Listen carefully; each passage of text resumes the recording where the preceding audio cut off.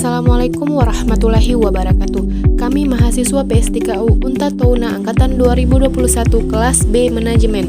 Video ini dibuat untuk menyelesaikan salah satu tugas kelompok di mata kuliah Ilmu Kealaman Dasar dengan dosen pengampu Bapak Jusriyadi SPMP. Kami dari kelompok 7 terdiri dari 3 orang yang masing-masing bekerja sama dalam menyelesaikan tugas ini. So, langsung saja ini dia video presentasi dari kami.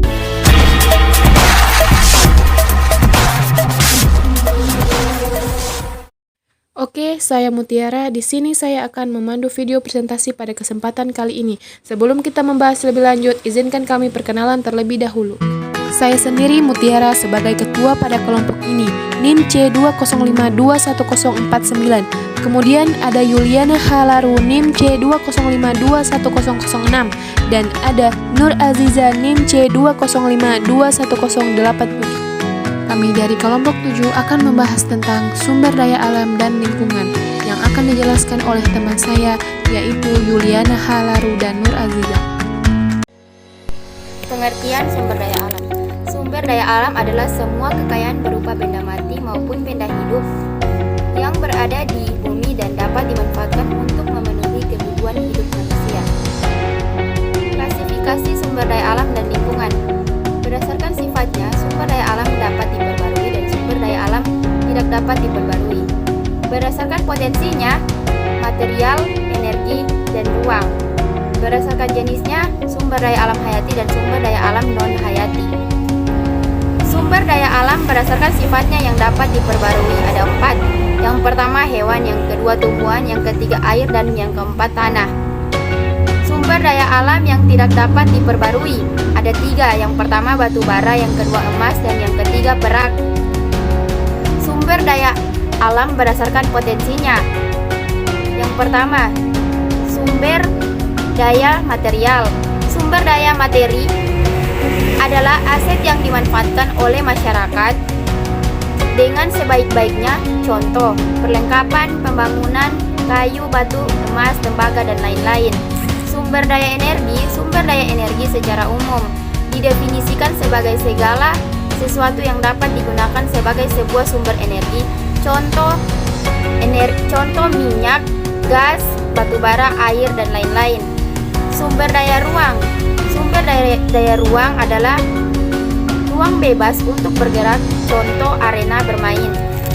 Sumber daya alam berdasarkan jenisnya terbagi menjadi 2. Yang pertama, sumber daya alam non-hayati atau abiotik, disebut juga sumber daya alam fisik, berupa benda-benda mati, misalnya bahan tambang, tanah, air, dan kincir angin.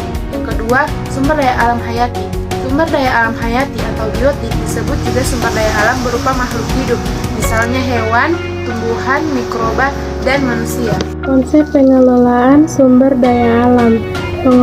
Pengelolaan sumber daya alam berdasarkan prinsip berwawasan lingkungan dan berkelanjutan. Pengelolaan sumber daya alam berdasarkan prinsip daur ulang. Pengelolaan sumber daya alam berdasarkan prinsip mengurangi guna memenuhi kebutuhan hidupnya. Hal-hal yang dapat diusahakan untuk menjaga kelestarian daya alam yaitu penghijauan, terasering, pengembangan daerah aliran sungai, pengelolaan air limbah, dan penertiban pembuangan sampah. Masalah kependudukan. Negara Indonesia yang memiliki semua sumber daya alam maupun sumber daya manusia sepertinya belum muncul ke permukaan 100%, masih banyak yang belum tergali, sehingga negara Indonesia terkesan lambat dalam proses pembangunannya. Dengan jumlah penduduk yang terus meningkat setiap tahunnya, negara Indonesia belum mampu mensejahterakan semua penduduknya. Berbagai dampak atas kebanyakan penduduk yang belum sejahtera akan mengakibatkan berbagai persoalan yang berhubungan dengan kependudukan. Masalah pendudukan berdasarkan kuantitas penduduk di Indonesia. 1. Pertumbuhan penduduk. 2. Angka kelahiran dan kematian. 3. Kepadatan penduduk. 4. Rasio jenis kelamin dan beban ketergantungan. 5. Angka usia harapan hidup. 6. Migrasi. 7. Persebaran penduduk tidak merata. Masalah masalah kependudukan berdasarkan kualitas produk di Indonesia, yaitu 1. Masalah tingkat pendidikan, 2. Masalah kesehatan, 3. Masalah tingkat penghasilan atau pendapatan, 4. Kemiskinan, 5. Pengangguran. Masalah lingkungan hidup. Lingkungan hidup adalah kesatuan semua makhluk hidup di alam yang ada di bumi atau bagian dari bumi yang berfungsi secara alami tanpa campur tangan manusia yang berlebihan. Masalah lingkungan hidup bukan persoalan salah satu negara saja, tapi sudah menjadi tanggung jawab seluruh bangsa dan negara.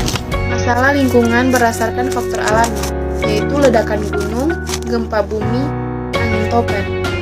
Masalah lingkungan berdasarkan faktor manusia, yaitu banjir, kebakaran hutan, tanah longsor, dan pencemaran lingkungan.